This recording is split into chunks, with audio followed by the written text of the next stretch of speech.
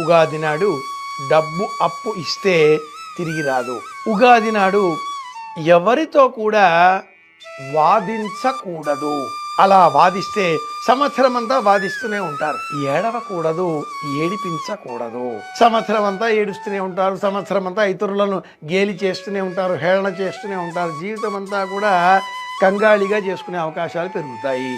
ఒక్క వస్త్రమైన నూతన వస్త్రం ధరించాలి. కట్టి విడిచిన పాత దుస్తులను ఉగాది నాడు ధరించకూడదు. ఇది ముఖ్యం. ఖచ్చితంగా ఉగాది నాడు తలంటుకోవాలి. కంఠస్నానం చేయకూడదు. ఇది 4వది. ఉగాది నాడు బొట్టు లేకుండా బయట మనం కాలు పెట్టకూడదు.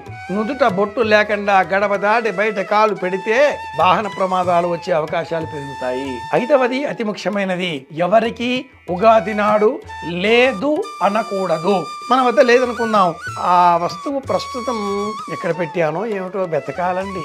నిండుకున్నాయి, వెతకాలి, తర్వాత ఇస్తాను, కాసేపు అయ్యాక మళ్ళీ ఇస్తాను, ఇలా చెప్పవచ్చును. కానీ లాకేత్వం, దాకు కొమ్ము రాకూడదు. ఇది శాస్త్రం.